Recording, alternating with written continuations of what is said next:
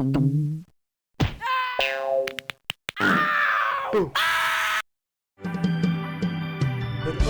berliku, jalan telah kau redahi. Sesekali tersungkur, rebah berganti. Gagah kau bangkit, membelah lara. Dari pintu derita ke gerbang bahagia.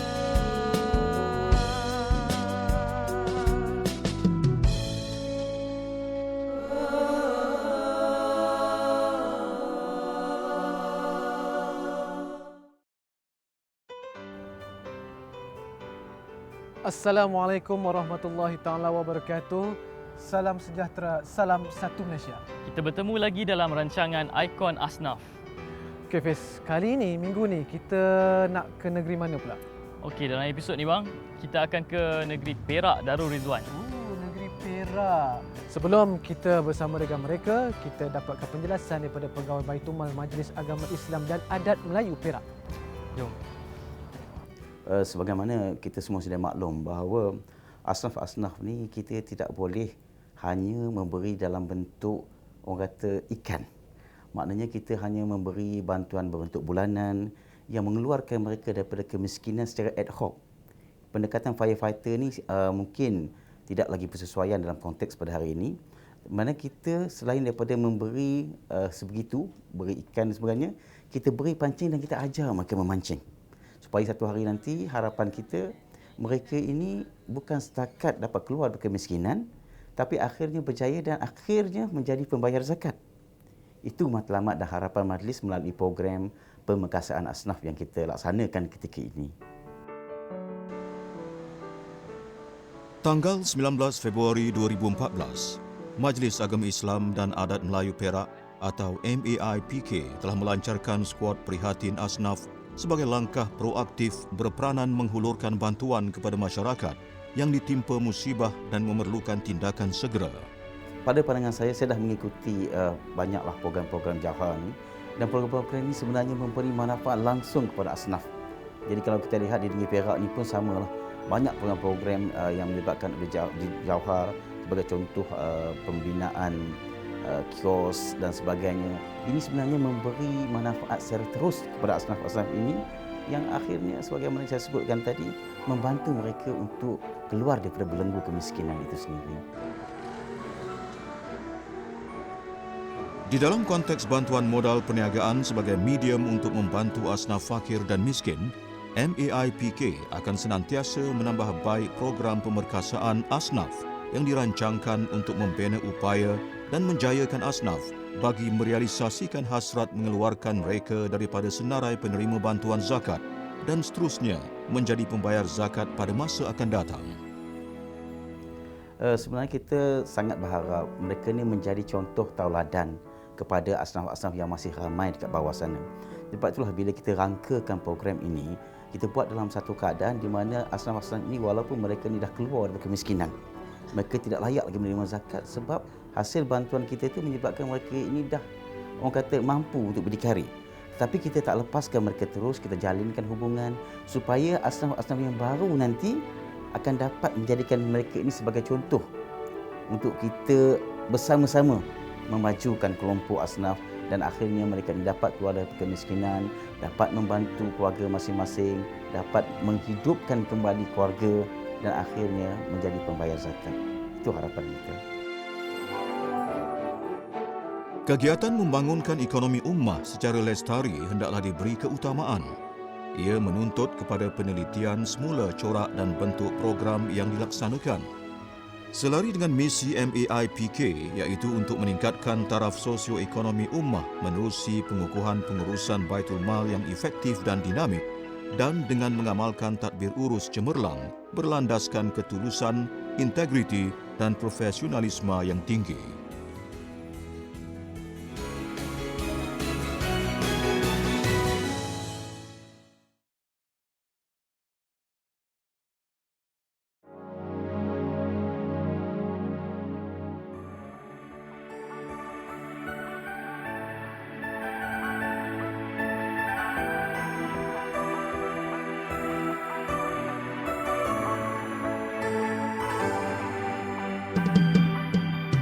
Oh nak berliku, jalan telah kau redahi.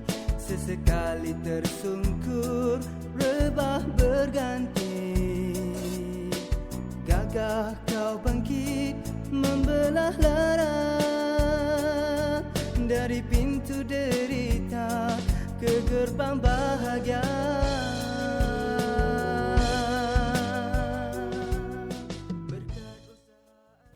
Anak saya ada 3 orang, seorang perempuan dan 2 orang lelaki.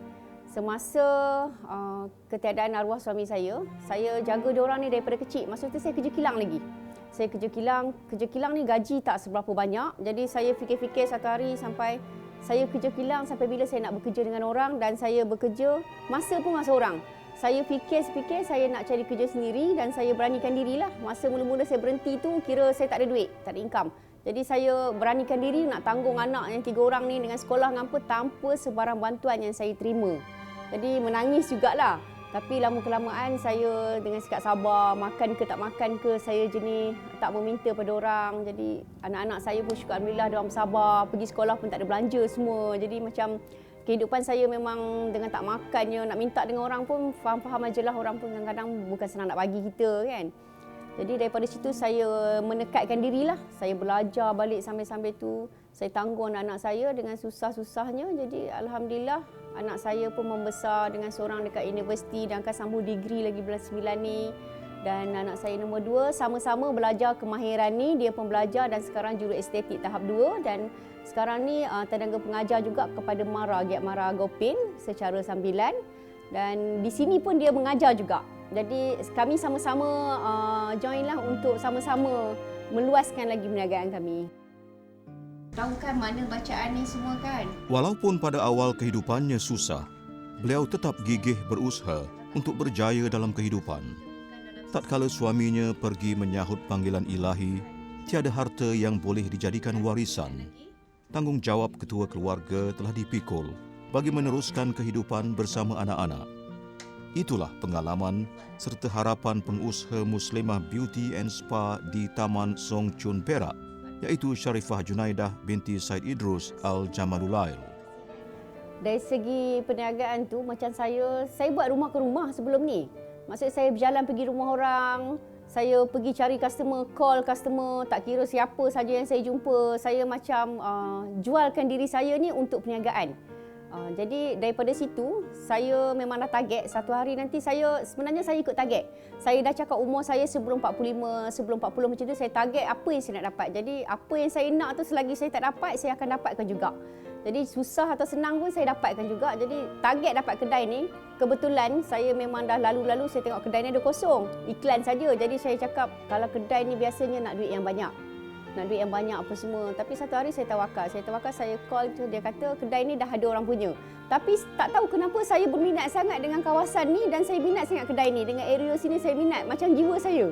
Jadi saya cakap kalau rezeki ni untuk saya, orang yang dah bagi deposit pun saya yang punya juga, saya kata. Saya memang nekatlah hati saya. Tak tahu macam mana saya call lagi sekali, dia bagi kat saya. Maksudnya permintaan saya tu dimakbulkan Tuhan. Jadi daripada situ saya nekat. Semata-mata duit dalam tangan cukup untuk deposit saya berani kat sini. Lepas tu maksudnya saya tak ada income yang boleh ada simpanan. Jadi saya target dalam satu hari saya kira. Kalau 2,000 sebulan saya dapat, saya akan kira sehari saya mesti cari berapa. Kalau tak cukup, saya akan cover balik. Maksudnya permulaan tu saya akan dapatkan income tu semata-mata untuk makan. Ibarat orang kata kais pagi, makan pagi macam itulah.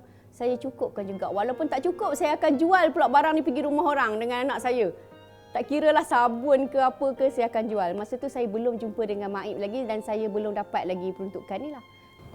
Lepas tu, lepas habis belajar perempuan tu, Mama cakap, Mama nak buka spa. So, seorang anak perempuan kan.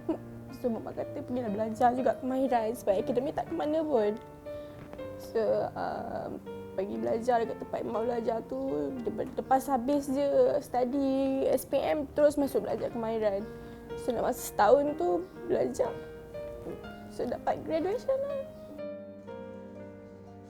Walaupun pernah mengikat perut selama 4 hari berturut-turut kerana kehabisan beras serta anak-anak tidak bersekolah kerana ketiadaan wang untuk membeli peralatan persekolahan, Sharifah sentiasa meletakkan pengalaman silamnya sebagai obor yang membakar semangat untuk dia terus bangun membela nasib anak-anak. Lantas, dia terpaksa melakukan 2 pekerjaan sehari, iaitu bekerja di kilang serta mengambil upah mencuci pinggan mangkuk di kantin sekolah dan kadang-kadang mengambil upah-upah urutan dan penjagaan untuk wanita selepas bersalin.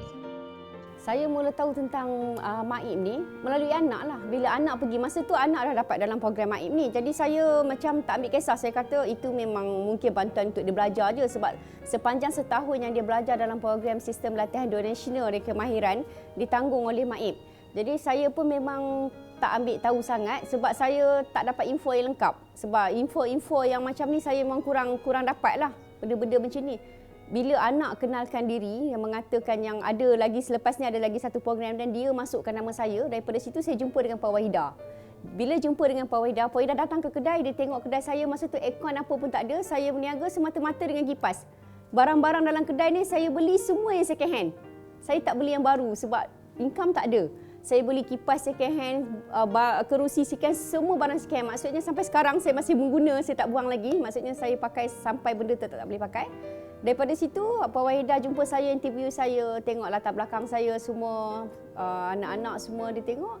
Daripada situlah yang saya dapat peruntukan daripada MAIP. Jadi sampai sekarang macam ni, MAIP peruntukan saya aircon, cat, dia peruntukkan untuk saya dan sedikit barang keperluan untuk penambahan. Daripada situlah saya move lagi lah untuk saya perniagaan saya ni. Berasal dari sebuah kampung yang terletak lebih kurang 20 km dari pekan Sungai Siput, ibu kepada 3 orang anak ini sentiasa berdoa untuk berjaya dan dapat memberikan sumbangan dan inspirasi kepada asnaf-asnaf yang lain untuk berjaya. Saya sendiri sebelum saya masuk ke MAIP, saya memang dah ada CJSKM lah dari segi pengetahuan tentang ni. Saya masuk sistem latihan dua nasional, saya belajar lagi. Bila saya dapat CJ itu semua, jadi saya memang berminat untuk mengajar orang balik dengan apa yang saya dapat.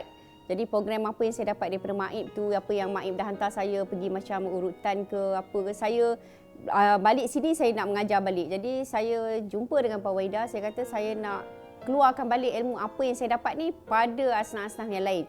Jadi bincang dengan Pak Wahidah memberi peluang pada saya buat kat sini jadi pusat aktiviti asnaf. Jadi saya mengajar dia orang ni macam Sehari dari Isnin sampai hari Jumaat, diorang pukul 9 sampai pukul 5 petang diorang ada di sini.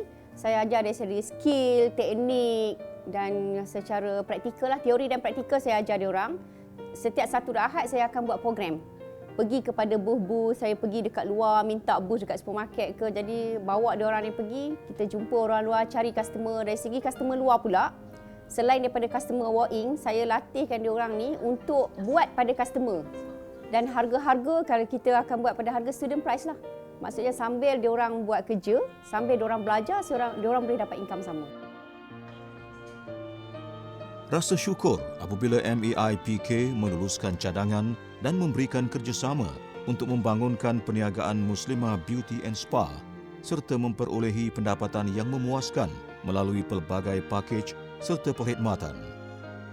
Berbekalkan bantuan yang diterima, Sharifah bertatih untuk membuka lembaran baru. Kedai diusahakan dengan penuh semangat. Walaupun ada masanya dia goyah, ada ketikanya hampir rebah. Tetapi Sharifah tidak pernah kenal putus asa. Setelah berakit-rakit ke hulu, berenang-renang ke tepian, akhirnya Sharifah berjaya membuktikan kemampuannya. Saya juga ucapkan terima kasih pada MAIP sebab membantu saya. Kalau tak kerana MAIP, saya memang lambatlah untuk saya dapatkan segala peralatan di dalam ni. Sebab bukan senang nak dapatkan semua-semua ni. Sebab MAIP dah membantu saya dengan cara perniagaan macam ni, saya boleh lanjutkan lagi saya punya perniagaan dan saya bercita-cita satu hari nanti saya akan besarkan lagi perniagaan saya dan saya akan keluarkan produk saya sendiri dan saya akan kembangkan lagi. InsyaAllah jika saya berjaya dan saya harap-harap saya memang nak berjaya. Saya tak nak jika-jika. Saya nak keluarkan zakat pula untuk diberikan pada orang lain. Itu harapan saya.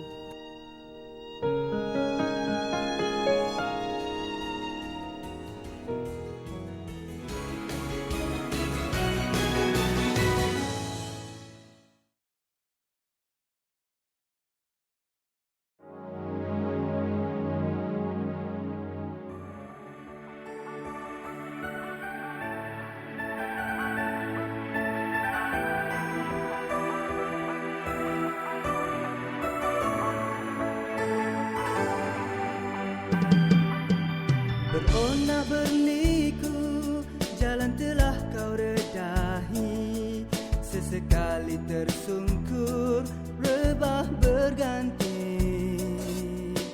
Gagah kau bangkit, membelah lara. Dari pintu derita ke gerbang bahagia.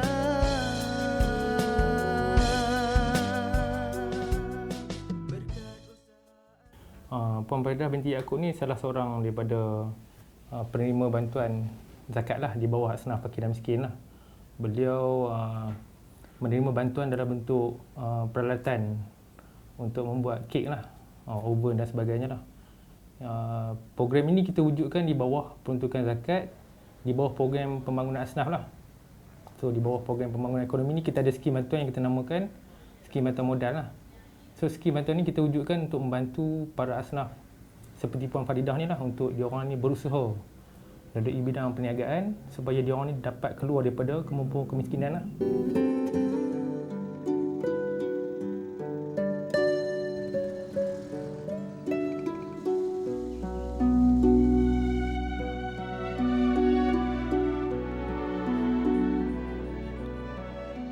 Idah Cake House lahir dari cantuman pengalaman, keazaman dan juga pengorbanan pemiliknya, kerana di sebaliknya ada kisah tentang kehidupan yang lalu. Masa akak duduk di Penang lah, masa tu masa bersuami lagi lah. Lepas tu bila akak dekat sana, akak ada kedai. Lepas tu lama-lama akak rasa dekat sana ada masalah kan. Jadi anak tinggal kat sini, mak yang jaga. Jadi lama-lama tu yang ambil keputusan dah cerai. Akak baliklah ke kampung. Jadi mula menjaga di kampung balik semula lah. Jadi dah balik tu tahu sajalah kan, bukan sama macam di Penang. Jadi dengan keadaan orang kan nak kenal kita kan. Jadi ambil masa lah. Dengan keadaan kedai pun tak ada kan. Buat kat rumah je, cuma boleh bawa dekat kilang-kilang je lah. Jadi kalau kita nak duduk sini, siapa nak nampak kita? Saya harap mak saya boleh memperluaskan perniagaan dia, sebab dia betul-betul nak anak-anak dia sambung perniagaan dia kan. Saya rasa macam sedih bila tengok mak daripada dulu sampai saya besar, mak saya cari duit untuk mencari rezeki untuk anak-anak dia kan. Sebab saya nampak kesusahan mak lalui. Sebab saya selalu ada kat sisi dia dulu. Keras semangatnya tak mungkin rapuh. Biarpun tidak diluah melalui kata-kata, ada riak muka yang menyatakan keluh kesal yang menebal di jiwa. Tapi jauh di kamar hatinya, tersimpul satu harapan bagi meneruskan kehidupan bersama anak-anak. Tu lama kelamaan adalah orang tu dia syorkan suruh cari kedai lah dekat Kuala Kangsar. Lepas tu tak dapat kan, cari-cari tak dapat, lama jugalah. Lepas tu ada satu orang tu saudara lah, dia tolonglah dapatkan kedai majlis daerah kan. Jadi sekarang tu dapat dekat situ. Bermulanya dengan tak ada dapur kan, susah nak dapat dapur. Tu cuba dengan Baitulmal lah. Sebab kawan kata Baitulmal boleh. Kalau kita cuba mohon kan. Akak pergi dekat Baitulmal, tanya dekat sini ada ke bantuan peralatan. Dia kata akak cubalah isi borang ni, insya-Allah. Tu kalau ada sokongan-sokongan mana-mana, akak pun cubalah dengan penghulu lah kan, dengan penghulu daerah sinilah. Jadi bila dapat sokongan tu mungkin kuatlah kan. Saya bagi balik dekat Baitulmal. Tu ambil masa lama jugalah. Lepas tu dia kata cuba isi borang tu dengan quotation sekali. Apa yang inilah layak yang untuk harga yang dia orang bagi. Lepas tu dia lepas beberapa bulan dia kata kak layak lah dapat tu, tapi tunggulah.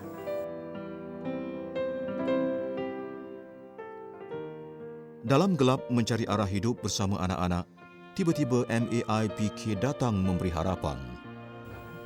Harapan akak memang macam akak dah sampai tahap ni, kalau boleh anak-anak akak tu yang nak jadi pelapis kan. Sebab dia orang muda, jadi semangat tu mungkin apa yang Baitul Mal bagi tu, kalau akak je buat memang sayanglah benda tu. Sebab dia tak boleh lebih lagi meningkat kan. Jadi kalau anak-anak akak buat tu, mungkin lagi orang kata dia orang kuat kan, semangat. Jadi tenaga dia orang. Jadi mungkin lagi peningkatan tu yang penjagaan akak tu lebih besar lah maksudnya, lebih maju.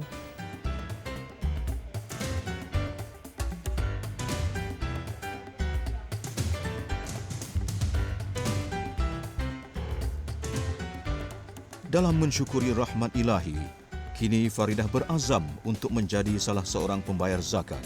Kerana yang tersirat di dalam zakat bukan sahaja boleh membasmi kemiskinan, tetapi dalam waktu yang sama merapatkan hubungan sesama manusia.